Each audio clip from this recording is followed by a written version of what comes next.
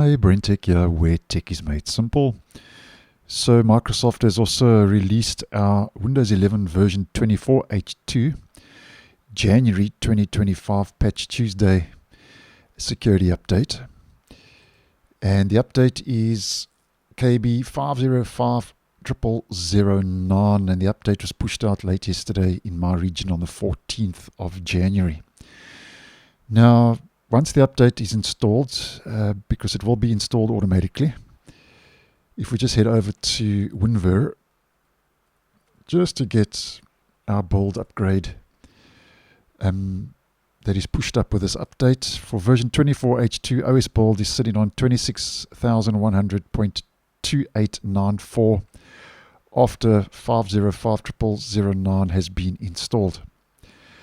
Now, first of all, the Patch Tuesday updates that roll out on the second Tuesday of every month are security updates. And for version 24H2 for January, we get 121 vulnerabilities that have been fixed.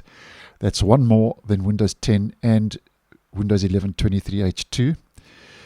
But unlike 23H2 and Windows 10 that got 5 critical vulnerabilities patched, we get 9 critical vulnerabilities patched with version 24H2.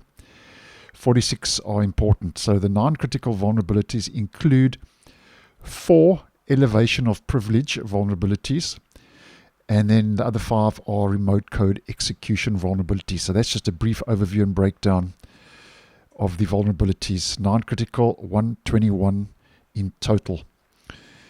Now, according to Microsoft, the update includes improvements that were part of this update, which was the December Patch Tuesday update for 24H2, KB5048667.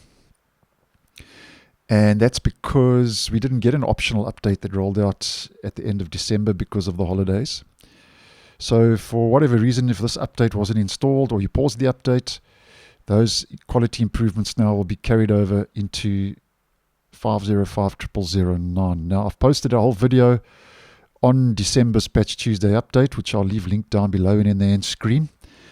But just a quick recap for the purpose of this video, and the improvements and new features are quite similar to what rolled out with 23H2, but just for the purpose of this video for 24H2, first of all, the updates, the new features with this update are gradual. So you may see some of these, you may not. So the first is we've got start menu jump list improvements. We've actually got jump lists now on pinned apps on the start menu that weren't there previously, and that's exactly what happens now and has been happening for jump lists on the taskbar. Those are now in the start menu pin section.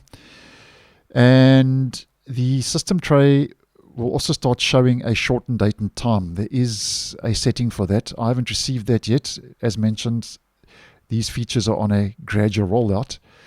But when it does roll out, if we just head to, actually, if we just go right click on our taskbar settings, and we head over to time and language, date and time, this is where the setting for that will be placed.